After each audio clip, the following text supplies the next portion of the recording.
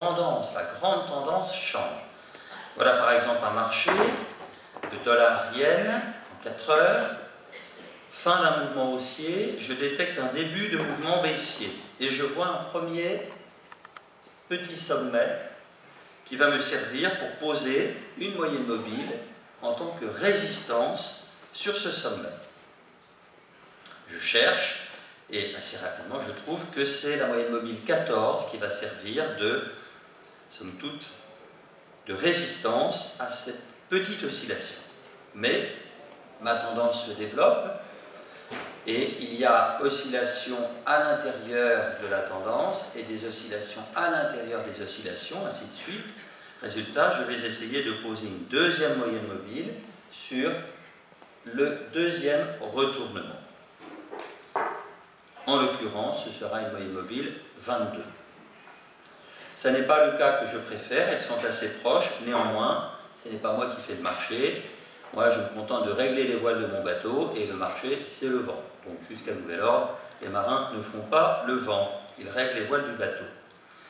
Troisième grand sommet, ça veut dire qu'une première oscillation est finie, oscillation à contresens, et si la tendance se poursuit, on est bien toujours en grande baisse, donc je cherche une troisième moyenne mobile pour essayer de capter ce sommet.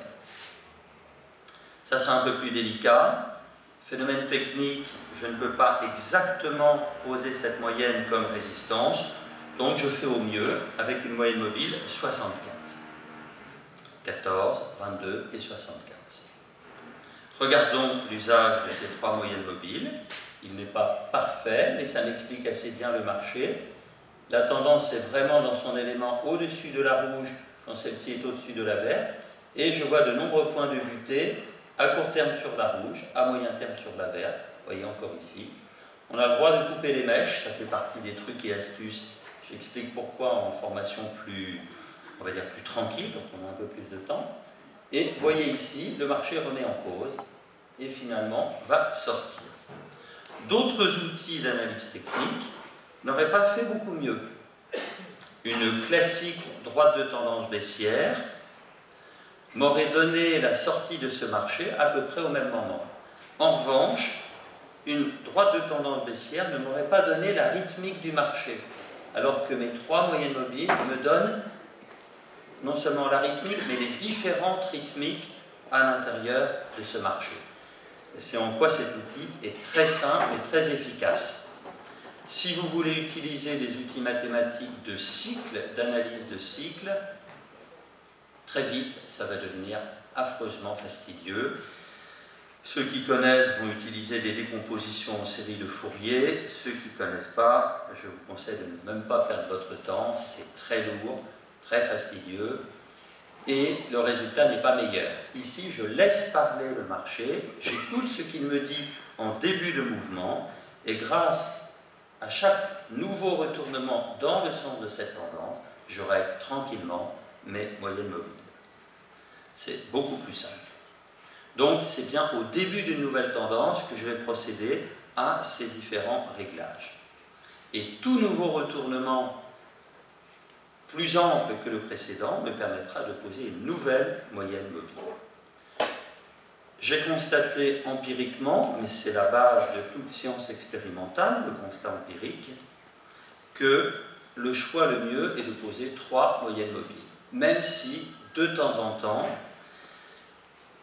deux suffirait, la plupart du temps ce sera insuffisant, et rarement, j'ai constaté, une quatrième peut apporter quelque chose, mais à ce moment-là, vous le payez en complexité de l'outil. Voyons encore une autre illustration de ceci, sur un marché haussier.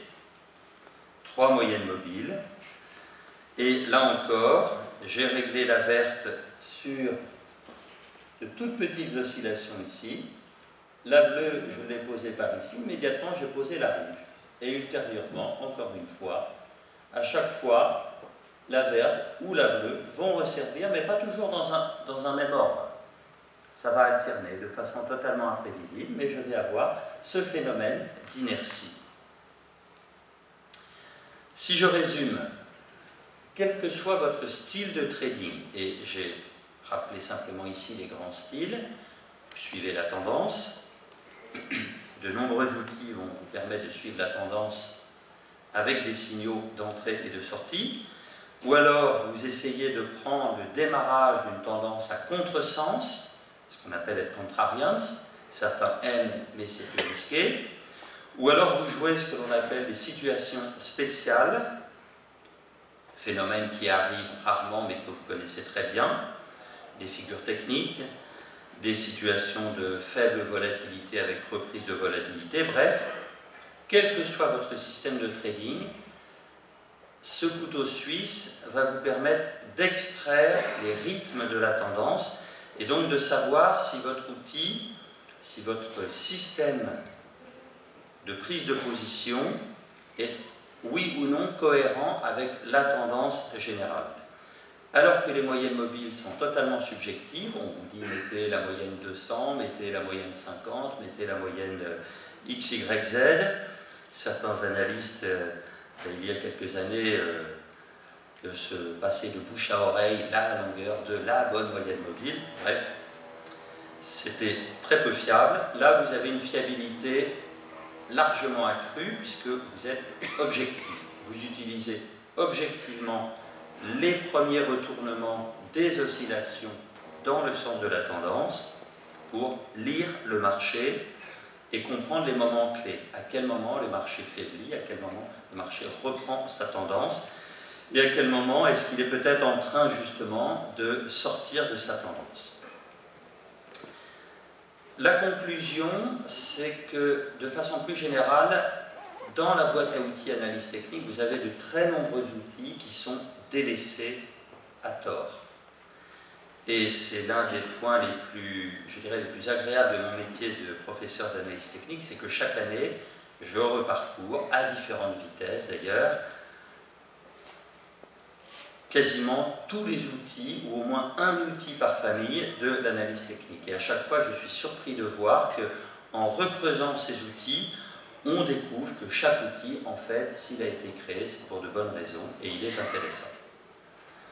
Attention néanmoins, je vous le redis, je ne suis pas là pour vous vendre un système miracle et faire un numéro de claquettes, je laisse ça à d'autres qui dansent mieux que moi les claquettes d'ailleurs. Ça n'est pas un système de trading. C'est un système qui va vous permettre de lire le marché, mais qui ne vous donnera pas d'objectif de cours. En revanche, cette approche s'associe très bien avec des systèmes qui vous donneront des objectifs de cours, qui vous donneront des points d'entrée. Donc je pense qu'il était une bonne chose que je commence cette conférence, puisque vont venir après moi des conférenciers qui vont justement vous donner des outils avec point d'entrée, point de sortie, money management. Et avant de vous laisser, un peu d'actualité. Regardez par exemple l'application sur l'euro-dollar. Je suis en données hebdomadaires ici. La troisième moyenne mobile a été très difficile. En fait, il n'y en a pas qui apportent grand-chose. Deux moyennes mobiles expliquent le marché.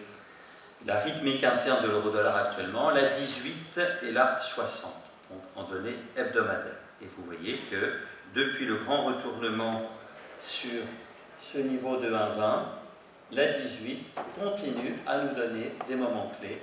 Comme par hasard, on est juste dessus actuellement. Mais à plus moyen terme, la grande rythmique du marché, le marché reste orienté à la hausse. Un petit zoom, simplement, en données quotidiennes. Cette fois-ci, je retrouve ma moyenne mobile à 18 x 5, on est proche de 98. Voilà pourquoi la plus longue des trois maintenant rappelle fâcheusement celle du slide précédent. Et on voit bien qu'on est en effet en train de retester l'aspect haussier à moyen terme de ce marché. Et à court terme, la moyenne mobile 14 et la moyenne mobile 24 expliquent de nombreux moments de marché, et ce depuis un certain temps d'ailleurs.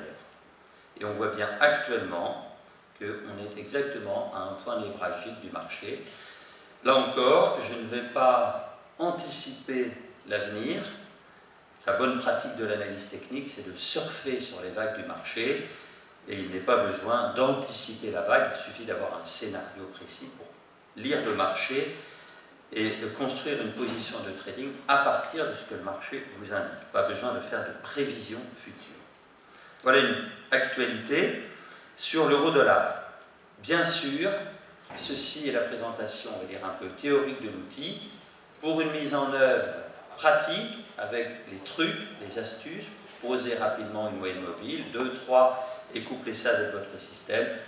Ceux que ça intéresse, en plus des questions auxquelles je vous répondrai bien volontiers lors des différentes pauses, vous pourrez évidemment venir à un certain nombre de formations dans la salle de marché école des fixes CN pour creuser la mise en œuvre de cette technique.